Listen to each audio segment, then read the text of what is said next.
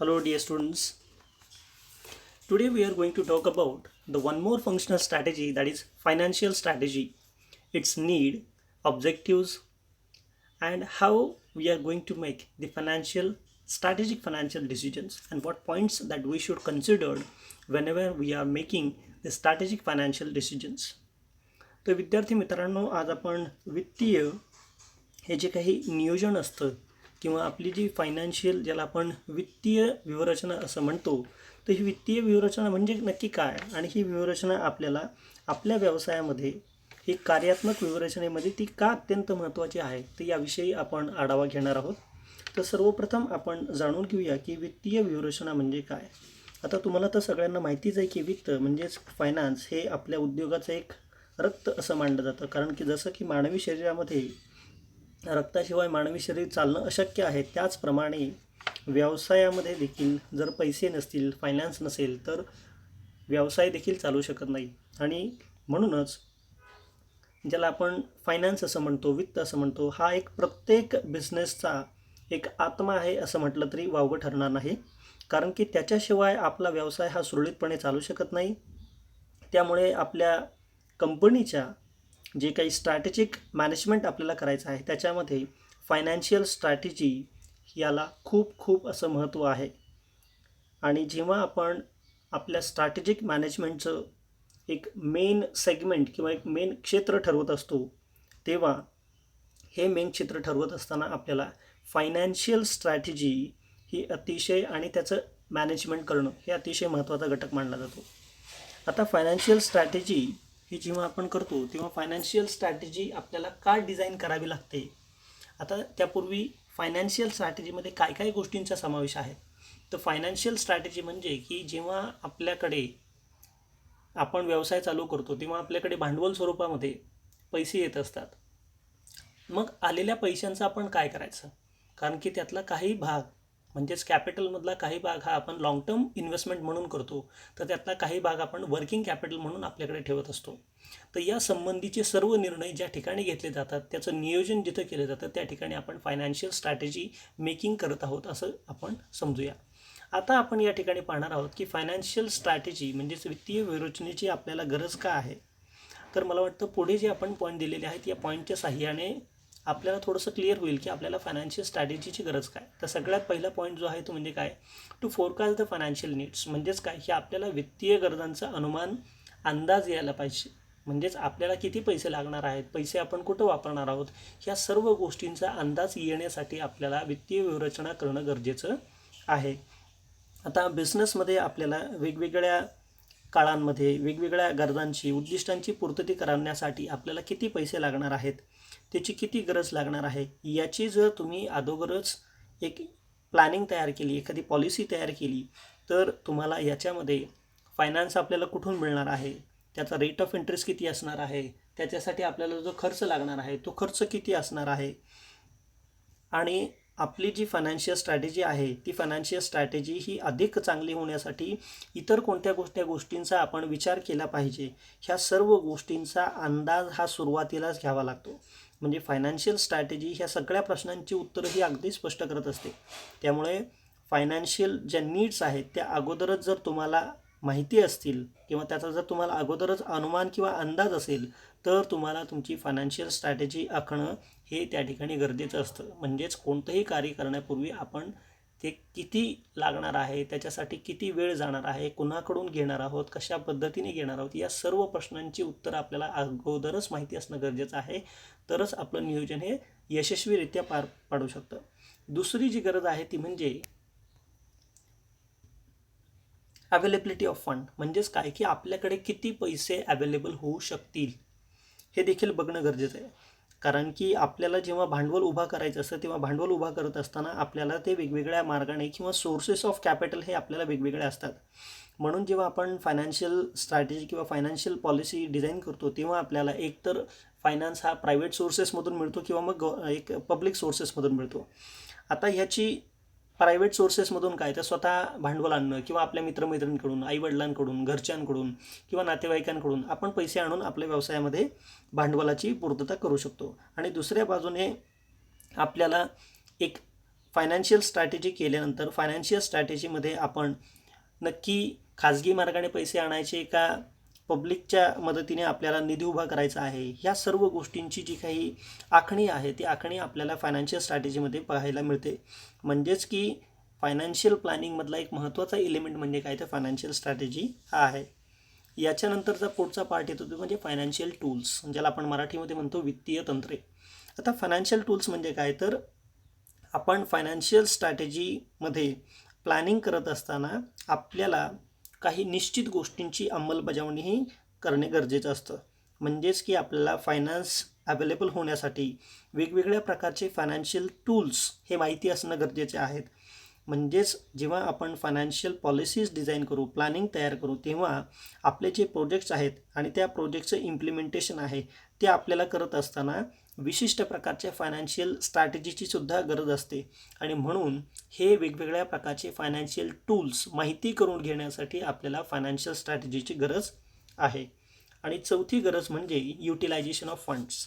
नुसतं तुम्हाला किती पैसे लागणार आहेत, पैसे तुम्हाला कुठून उपलब्ध होणार आहेत, त्याच्यासाठीचे मार्ग कोणते असणार आहेत एवढं जाणून गरजेचं नाही आहे, तर तुम्ही हे उभा केलेले पैसे तुम्ही कुठं वापरणार आहात हे देखील तितकंच महत्त्वाचं आहे.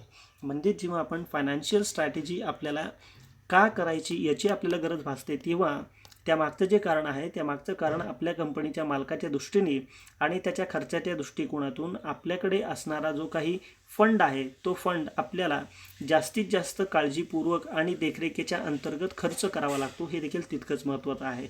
म्हणजेच जेव्हा कंपनी वेगवेगळ्या स्रोतांमधून पैसे गोळा करत असते आणि ते पैसे जेव्हा ते कंपनी वापरते तेव्हा वापरलेल्या पैशामधून कंपनीला देखील काही लाभ होत असतो, तसेच कंपनीला याच्यामध्ये काही रिस्क देखील असते. म्हणजेच जी कंपनीने पैसे गरजाऊ स्वरूपात घेतलेले आहेत या पैशांचा वापर कंपनी किती चांगल्या प्रकारे करते, तो वापर केल्यामुळे कंपनीला त्याच्यामधून डिव्हिडंड मिळत असतो, प्रॉफिट मिळत असतो. परंतु हे सर्व करत असताना कंपनीला रिस्क देखील तितकीच घ्यावी लागते. आणि म्हणून फायनान्शियल स्ट्रॅटेजी ही अशा प्रकारचे जे डिसिजन्स कंपनीमध्ये घ्यायला लागतात किंवा जे घेतले जातात ज्यामध्ये आपल्याला फंड्सचं युटिलायझेशन करायचं आहे, त्यामध्ये तो कशा पद्धतीने आपण युटिलायझेशन केला म्हणजे आपल्याला अपेक्षित जो काही प्रॉफिट आहे किंवा आपल्याला जी काही अपेक्षित रिस्क आहे ती रिस्क आपली कमी होऊन आपला खर्च कमी होऊन आपल्याला जास्तीत जास्त प्रॉफिट कसा मिळेल, तर याच्यासाठी आपल्याला फायनान्शियल स्ट्रॅटेजीची गरज असते. आता पुढच्या भागामध्ये आपण पाहूया की इथे की आपण जी फायनान्शियल स्ट्रॅटेजी डिझाईन करतो तर ही फायनान्शियल स्ट्रॅटेजी डिझाईन करत असताना याचे ऑब्जेक्टिव्स काय, म्हणजेच याची उद्दिष्ट काय आहेत, की फायनान्शियल स्ट्रॅटेजी ही कोणत्या कारणासाठी तयार केली जाते. तर याचं सगळ्यात पहिलं जे उद्दिष्ट आहे ते उद्दिष्ट 5 भागांमध्ये विभागलेलं आहे. त्यातला पहिला भाग म्हणजे काय तर अंदाज घेणे, ज्याला म्हणतो आपण अँटिसिपेशन. तर फायनान्शियल स्ट्रॅटेजीचा जो मुख्य उद्देश आहे तो म्हणजे काय तर अँटिसिपेशन. अँटिसिपेशन म्हणजे काय की आपल्या कंपनीला ज्या वेगवेगळ्या वित्तीय गरजा म्हणजे फायनान्शियल नीड्स आहेत, ह्या गरजा कोणत्या कोणत्या विभागाला किती किती जास्त प्रमाणात आहे याचं अँटिसिपेशन घेणं, तसेच फंड हे किती कालावधीसाठी लागणार आहेत हे आधीच ठरवावं लागतं.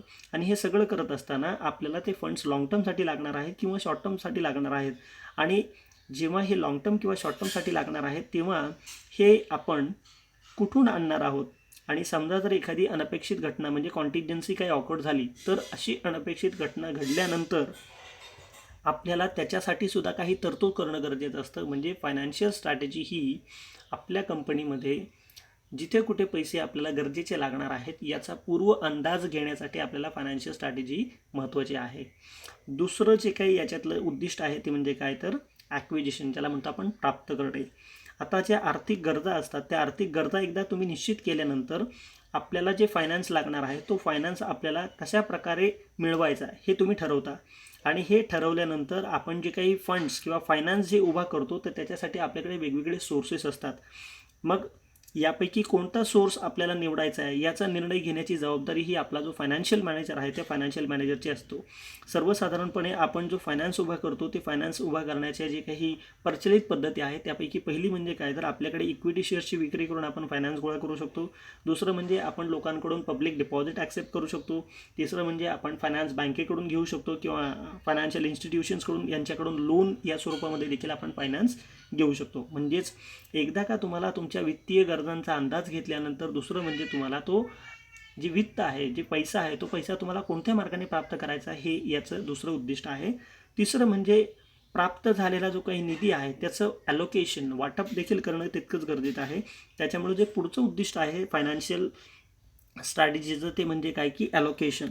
तर ह्याच्यामध्ये काय की वित्तीय गरज तुम्ही जशी जशी अँटिसिपेट केली होती त्या पद्धतीने तुम्हाला आता मिळालेला निधी हा तुम्हाला ॲलोकेट करायचा असतो. त्यामुळे निधीचा वापर हा तुम्ही फिक्स ॲसेटमध्ये करणं, तसंच करंट ॲसेट्समध्ये करणं, तो किती रेशोमध्ये करायचा आहे हे ठरवण्याची जबाबदारी देखील फायनान्शियल मॅनेजरची असते.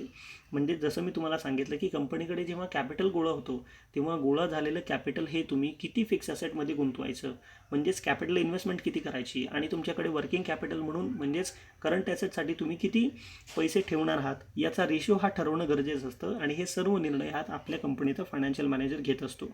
तसेच आपण फायनान्स उभा करण्यासाठी इतर दुसरे कोणते पर्याय आहेत का, आपल्या सध्याच्या ज्या काही रिसेंटली ज्या गरजा आहेत, फायनान्शियल नीड्स आहेत, तसेच आपल्या कंपनीचं जे ॲसेट मॅनेजमेंट आहे आणि एकूण आपल्याकडे जे काही मॅनेजरियल प्लॅनिंग आपल्याला करायचं आहे, तर त्या सर्व गोष्टींचा विचार हा आपल्या फायनान्शियल मॅनेजरला करावा लागेल. आणि त्याचवेळी आपल्या कंपनीचा जो प्रॉफिट आहे आणि कंपनीची जी लिक्विडिटी आहे या दोघांचं देखील एक प्रकारचा चांगला रेशो त्या ठिकाणी मेंटेन करणं गरजेचं असतं. तसेच याशिवाय आपण जे फंड्स आहेत त्या फंड्सचा प्रॉपर युटिलायझेशन होत आहे किंवा नाही याची देखील काळजी ही फायनान्शियल मॅनेजरला घ्यावी लागत असते. म्हणजे जेव्हा तुम्ही फंड्सचं ॲलोकेशन करता तेव्हा ते फंड्स हे प्रॉपरली वापरले जातील, उगाचच एखाद्या ठिकाणी जास्त पैसे वाया जाणार नाहीत आणि वापरलेल्या पैशातून आपल्याला कंपनीला प्रॉफिट होईल आणि आपल्याकडे लिक्विडिटी देखील राहील याची काळजी ही फायनान्शियल मॅनेजरला घ्यावी लागते. पुढचं उद्दिष्ट आहे ते म्हणजे अप्रोप्रिएशन, ज्याला आपण म्हणतो विभागणी निश्चित करणे. आता जेव्हा आपल्याला कंपनीला नफा होतो तेव्हा नफ्याच्या एकूण नफा जो असतो त्याचं रूपांतर हे आपण लाभांश आणि राखीव निधीमध्ये करत असतो. म्हणजे जेव्हा कंपनीला प्रॉफिट होतो तेव्हा झालेल्या प्रॉफिटपैकी आपण काही रक्कम ही डिव्हिडंडच्या स्वरूपामध्ये लोकांना वाटतो, तर काही रक्कम ही आपण रिझर्व्ह म्हणून आपल्याकडे ठेवत असतो. तर हे किती याचं प्रमाण ठेवायचं हे आपलं ॲप्रोप्रिएशनशी मेन जॉब आहे. म्हणजे ॲप्रोप्रिएशनशी आता सगळ्यात जास्त मोठा संबंध येतो. समजा एखाद्या कंपनीने आपले जे काही शेअरहोल्डर्स आहेत त्यांना जर का जास्त डिव्हिडंड दिला तर ती कंपनी व्यवसायात जास्त नफा हा परत गुंतवू शकत नाही. म्हणजेच झालेल्या प्रॉफिटपैकी जर जास्तीत जास्त तुम्ही लोकांना डिव्हिडंड वाटला तर कंपनीकडे पैसे उपलब्ध राहणार नाहीत. म्हणजे कंपनीला जर पुन्हा एकदा पैशांची गरज पडली तर कंपनीकडे पैसे असणार नाही, कंपनीला कर्जाऊ स्वरूपामध्ये पैसे घ्यावे लागतील.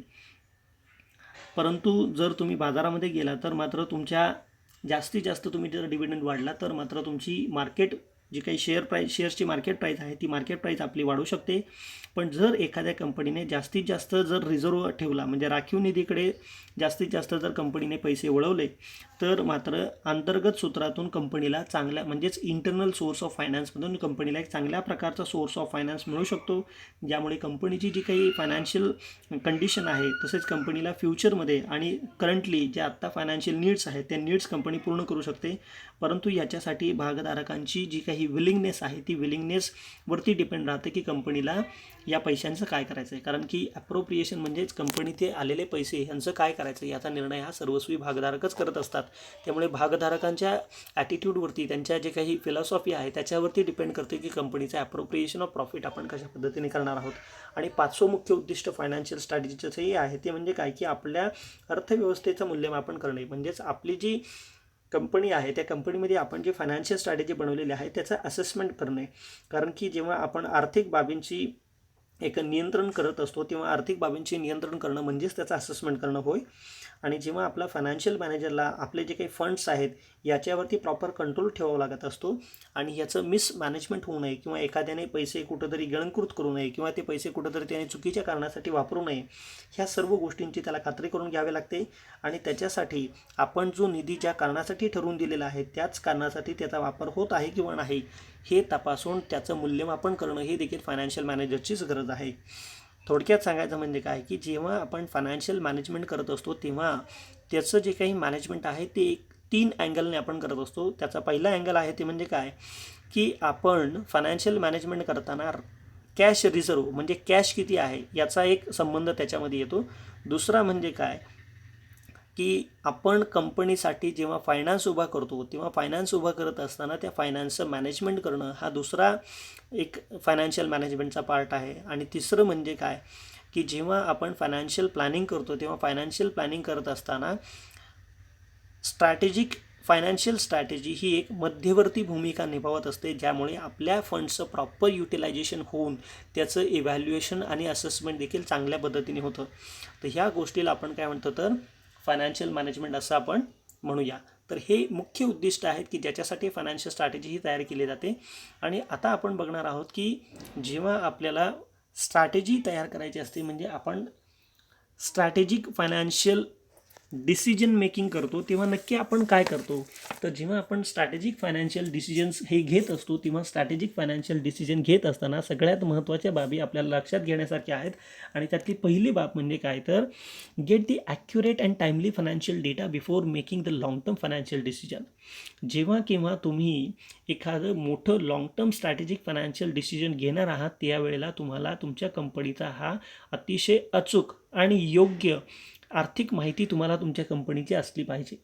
आता हे कशासाठी तर जेव्हा एखादा व्यावसायिक किंवा एखाद्या कंपनीचा मालक हा स्वतः स्मार्ट असतो तेव्हा असा स्मार्ट मालक हा अचूक डेटा आणि त्याची जी काही क्रिटिकल एक वेगवेगळ्या पद्धतीची जी माहिती असते ती माहिती घेऊन ह्या माहितीचा उपयोग तो अशा पद्धतीने करत असतो की आपला डेटा हा चुकीचा तर नाही आहे आणि आपल्याला जी मिळालेली फायनान्शियल कंपनीची जी डिटेल्स आहे ती डिटेल्स ही आपल्याला मोठ्या मोठ्या प्रकारचे फायनान्शियल डिसिजन घेण्यासाठी तसेच आपल्याला शॉर्ट टर्म आणि मीडियम टर्म ह्या ज्या कंपन्या असतात तर ह्या कंपन्यांना देखील जेव्हा फायनान्शियल डिसिजन घ्यायचे असतात तेव्हा अशाच प्रकारचा डेटा हा ॲक्युरसीवरती डिपेंड असला पाहिजे. म्हणजे त्याची जेवढी जास्त अचूकता असेल तेवढे जास्त तुमचं चांगलं फायनान्शियल डिसिजन घेऊ शकतो. परंतु बऱ्याचशा मध्यम आणि छोट्या आकाराच्या कंपन्यांना अशा प्रकारचा डेटा अवेलेबल होऊ शकत नाही आणि त्याच्यामुळं त्यांचं फायनान्शियल मॅनेजमेंट हे तितकंसं चांगलं होत नाही.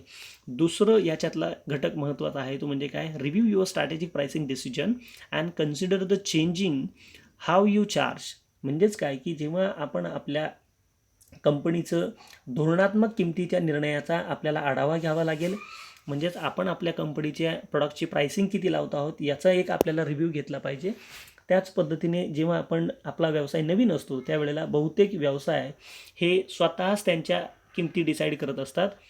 तर याच्यामध्ये महत्त्वाचं जे सांगायचं आहे ते म्हणजे जेव्हा व्यवसायाला पैशाची नितांत गरज असते अशावेळी परिणामी आपण आपल्या उत्पादनांच्या किमतीवरती याचा परिणाम करत असतो. कारण पैशाची गरज असते तेव्हा कंपनी काय करते तर कंपनी प्रॉफिट हा जास्त कमवण्याच्या नादामध्ये वस्तूंची किमतीची पातळी ही वाढवत असते.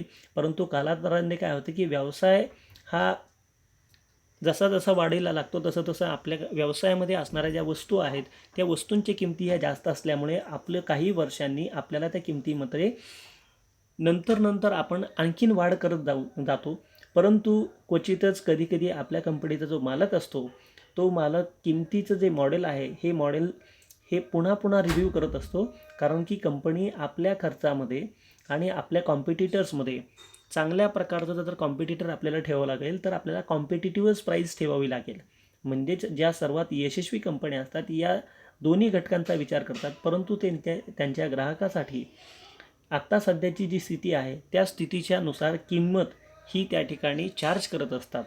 आणि म्हणून जेव्हा तुम्ही तुमचं उत्पादन किंवा तुमची सेवा आहे ते तुम्हाला एखाद्या वेळेला प्राइसिंग त्याचं करायचं असतं त्यावेळेला आपलं त्याची रिअल व्हॅल्यू काय आहे तसंच आपण आपल्या ग्राहकांच्या संदर्भाची चौकट काय देऊ शकता जे त्यांना तांत्रिकदृष्ट्या योग्य किंवा भावनिकदृष्ट्या समाधानकारक म्हणून उपाय हे आपल्याला आपल्या फायनान्शियल स्ट्रॅटेजीच्या दृष्टीने एक चांगल्या प्रकारचा आपण त्यांना टूल अवेलेबल करून देऊ शकतो जेणेकरून आपण आपल्या कंपनीच्या प्राइसिंग ह्या कॉम्पिटिटर्सच्या माध्यमातून कमी चार्ज करता कशा प्रकारे येतील याचा देखील निर्णय गरजेचा आहे. त्यानंतर तिसरा पॉईंट आहे तो म्हणजे काय find the optimal staffing level and manage your hiring intelligently. मग ह्याच्यामध्ये सांगायचं म्हणजे काय तर आपल्याकडील जे काही मॅनपॉवर आहे तर त्याची आपल्याला अवेलेबिलिटी किती होणार आहे आणि जेव्हा त्यांची अवेलेबिलिटी तुम्हाला होणार आहे तेव्हा आपण अशा प्रकारचा व्यक्ती निवडावा की जो व्यक्ती सर्वस्वी आपल्या कंपनीच्या दृष्टिकोनातून अत्यंत आवश्यक आणि गरजेचा आहे. कारण की एक साधी जर तुम्हाला एक गोष्ट सांगायची म्हटली तर जेव्हा तुमच्याकडे कर्मचारी तुम्हाला नेमायचा असतो तेव्हा अशा वेळेला बऱ्याच ठिकाणी आपण आपल्या कर्मचाऱ्याला अशा पद्धतीने निवडलं पाहिजे की त्या कर्मचाऱ्याला आपल्या कंपनीची गरज आहे का आणि गरज असेल तर तो कंपनी आपल्या कंपनीमध्ये असणारी टेक्नॉलॉजी आपण त्याला ट्रेनिंग देऊन तो एम्प्लॉई आपल्या कंपनीसाठी चांगल्या प्रकारचे प्रोडक्टिव्हिटी देणार आहे का. आणि अशाच लोकांमध्ये आपल्या कंपनीने इन्व्हेस्टमेंट केली पाहिजे. अदरवाईज जर आपण चुकीच्या व्यक्तीची नेमणूक केली आणि त्या व्यक्तीच्यावरती ट्रेनिंगमध्ये जर आपण खर्च केला तर मात्र आपला खर्च पूर्णपणे वाया जाऊ शकतो आणि आपलं जे काही प्रोडक्टिव्हिटी आपल्याला वाढवायची आहे ती प्रोडक्टिव्हिटीसुद्धा आपल्याला वाढवता येणार नाही. आता उदाहरणार्थ ए खेळाडू, बी खेळाडू आणि सी खेळाडू हे 3 खेळाडू आहेत की ज्यांची प्रत्येकाच्या व्हॅल्यूज ह्या कशा आहेत, आपल्याला जास्तीत जास्त तयार करायच्या आहेत, पण तरीही त्यांची किंमत केवळ 1% जास्त असते. याचं कारण असतं की कालांतराने आपण आपल्या संघाला अपग्रेड करू शकत नाही, जेणेकरून आपण कमी प्रमाणात अधिक उत्पादन करू शकता आणि अशा मार्गांच्या शोधात हे कंपनीने सतत राहिलं पाहिजे. उदाहरण जर मी सांगितलेलं एवढ्यासाठीच आहे की जेव्हा आपल्याकडे वेगवेगळ्या प्रकारचे एम्प्लॉई असतात तर ते एम्प्लॉईला सतत अपग्रेड करणं हे गरजेचं असतं. तर तुम्ही त्यांना जेवढं अपग्रेड कराल, त्यांच्यावरती जेवढा चांगला खर्च कराल आणि तो एम्प्लॉई पण असा तुम्ही हायर केला पाहिजे की जो एम्प्लॉई अशा प्रकारची प्रोडक्टिव्हिटी तुम्हाला देणार आहे. यानंतर get the clear fresh perspective before you make the major capital investment. जेव्हा पण तुम्ही खूप मोठी एक भांडवली गुंतवणूक करणार आहात तेव्हा ती गुंतवणूक करत असताना आपला दृष्टिकोन हा अगदी स्पष्ट असला पाहिजे. कारण की बऱ्याचदा व्यवसायातील जे मालक असतात त्यांना मोठ्या पायाभूत सुविधा आणि भांडवली निर्णय घेत असताना त्यांच्याकडे जे काही डिसिजन मेकिंग पॉवर्स असतात तर त्या डिसिजन मेकिंग पॉवर्स या छोट्या छोट्या वचनबद्धतेच्या पायऱ्यांमध्ये त्यांना सापडतात. म्हणजेच स्मॉल जे काही तुम्ही डिसिजन घेता तर त्या डिसिजनमध्ये तुमची जी काही लाँग टर्म इन्व्हेस्टमेंट आहे ते दिसत असते. कारण की आपल्या मालकाने जो काही केलेला खर्च आहे किंवा त्याने आपल्या कंपनीमध्ये जे काही रिलेशन्स तयार केलेले आहेत तर हे सर्व रिलेशन्स करत असताना पैशांचा जो मोठा दबाव निर्माण करायचा असतो तो दबाव निर्माण करण्यासाठी त्यांना एक मोठी कॅपिटल इन्व्हेस्टमेंट करावी लागते. म्हणजेच काय की जेव्हा आपण आपल्याला एखादा मोठा फायनान्शियल डिसिजन घ्यायचा असतो तेव्हा फायनान्शियल डिसिजन घेत असताना आपल्याला त्यामागचा एक रिसेंटली जर आपण ते डिसिजन घेतले तर आपल्याकडे येणाऱ्या ॲसेट ह्या कमी प्राईजला येणार आहे का जास्त प्राईजला येणार आहे, तसेच आत्ता आपण डिसिजन करणं, लाँग टर्म डिसिजन करणं हे गरजेचं आहे का नाही आहे. म्हणजेच काय की आज आपल्याला जे काही तुम्हाला फायनान्शियल डेटा माहिती आहे तो सगळ्यात पहिल्यांदा तुम्ही जाणून घेणं आणि ते या क्षणी तुमच्याकडे जो तुमचा खर्च आहे जर तो तुम्ही केला आणि तो जर का बुडीत खर्च झाला तर मात्र तुमच्याकडे असणारे लघु, मध्यम आणि दीर्घकालीन जे व्यवसाय आहेत यांच्यासाठी एक बेस्ट ऑप्शन यातला कुठला असेल तर त्या बेस्ट ऑप्शनची तुम्हाला निवड या ठिकाणी करणं गरजेचं आहे. आणि शेवटचं म्हणजे काय, know the difference between strategic expenses and non strategic expenses. Financial decision making, strategic financial decision making करताना आपल्याकडे एक व्यूहरचनात्मक खर्च आणि अव्यूहरचनात्मक खर्च यातला फरक जाणून घेणं हे आपल्या मालकाच्या दृष्टीने खूप महत्त्वाचं असतं. कारण की स्ट्रॅटेजिक एक्सपेन्सेस म्हणजे काय तर याच्यामध्ये अशा गोष्टी असतात ज्या आपल्याला अधिक विक्री करण्यास किंवा अधिक चांगलं प्रोडक्शन करण्यामध्ये ते आपल्याला मदत करत असतात. त्यामध्ये काम करणारे जे काही आपल्या मार्केटिंग स्ट्रॅटेजी असतील किंवा सेल्स स्ट्रॅटेजी असतील किंवा सेल्समन्स असतील किंवा लॉजिस्टिक असतील, म्हणजेच ह्या सर्व गोष्टींवरती जेव्हा आपण खर्च करतो तेव्हा आपली टेक्नॉलॉजी अपग्रेड होत असते, ज्यामुळं आपल्याला रिसेंटमध्ये एक आपले बेनिफिट्स होत असतात, आपली इंटलेक्च्युअल प्रॉपर्टी वाढत असते आणि ह्या सर्व गोष्टी आपल्याला एक चांगल्या प्रकारचं मार्केटमध्ये टिकाव धरण्यासाठी, बाजारपेठ आपल्याला जास्तीत जास्त मिळवून देण्यासाठी आपल्याला हे सर्व स्ट्रॅटेजिक एक्सपेन्सेस करणं गरजेचं असतं. परंतु बऱ्याचदा कंपनी जेव्हा नॉन स्ट्रॅटेजिक एक्सपेन्सेस करते तेव्हा मात्र यामध्ये आपली एक स्पर्धा तयार होते. म्हणजेच काय की जेव्हा तुम्ही अधोरणात्मक खर्च हे तुम्ही जेव्हा जास्तीत जास्त कराल तेव्हा मात्र तुमचे पैसे हे वाया जाणार आहेत. त्यामुळं नॉन स्ट्रॅटेजिक एक्सपेन्सेस करणं हे आपल्याला थोडंसं कुठंतरी कमी करावं लागेल, जेणेकरून अशा प्रकारचे खर्च कमी केल्यामुळे आणि नॉन स्ट्रॅटेजिक एक्सपेन्सेस घडू नये याच्यासाठी आपल्याला स्ट्रॅटेजिक एक्सपेन्सेसमध्ये अशी काही स्ट्रॅटेजी बनावं लागेल की जेणेकरून आपला पैसा हा इतर ठिकाणी वाया जाणार नाही आणि ते योग्य ठिकाणी जाऊन आपल्याला त्याचे रिटर्न्स हे चांगलेच मिळतील. ह्या गोष्टींचा जेव्हा आपण विचार करतो तेव्हा ह्या सर्व गोष्टींचा विचार करून जो घेतलेला डिसिजन आहे तर तेव्हाच आपण त्याला मेकिंग स्ट्रॅटेजिक फायनान्शियल डिसिजन्स असं आपण त्या ठिकाणी म्हणू शकतो. थोडक्यात सांगायचं म्हणजे काय की जेव्हा आपण स्ट्रॅटेजिक फायनान्शियल डिसिजन मेकिंग करत असतो तेव्हा स्ट्रॅटेजिक फायनान्शियल डिसिजन मेकिंग करत असताना सर्वप्रथम म्हणजे आपल्याला म्हणजेच कंपनीच्या फायनान्शियल मॅनेजरला कंपनीला किती फायनान्स लागणार आहे, तो फायनान्स घेतल्यानंतर तो कुठून फायनान्स घेणार आहोत, तर त्याचं ॲलोकेशन कसं करणार आहोत, त्याचं ॲप्रोप्रिएशन कसं करणार आहोत आणि त्याचं असेसमेंट कसं करणार आहोत. तसंच फायनान्शियल डिसिजन मेकिंग घेत असताना इमिजिएटली फायनान्शियल डिसिजन मेकिंग घेऊन चालत नाही, तर आपल्याला बऱ्याचशा गोष्टींची आधी माहिती घ्यावी लागते. तसंच आत्ता तो डिसिजन घेणं गरजेचं आहे किंवा नाही. तसंच आपण जे व्यक्तीमध्ये गुंतवणूक करणार आहोत त्या व्यक्तींना ट्रेनिंग देऊन त्यांचं अपेक्षित आउटपुट आपल्याला मिळणार आहे किंवा नाही, ह्या सर्व गोष्टींचा विचार हा स्ट्रॅटेजिक फायनान्शियल डिसिजन मेकिंगमध्ये होत असतो. आणि ह्यामुळेच कंपनीची जी काही फंक्शनल स्ट्रॅटेजी आहे त्या फंक्शनल स्ट्रॅटेजीमध्ये फायनान्शियल स्ट्रॅटेजीचा समावेश करण्यात आलेला आहे. विद्यार्थी मित्रांनो, आजचा हा आपला व्हिडिओ तुम्हाला कसा वाटला हे मला तुम्ही कमेंट करून सांगा. तसेच आपल्या व्हिडिओला जास्तीत जास्त लाईक करा आणि आपल्या यूट्यूब चॅनलला सबस्क्राईब करा. थँक्यू.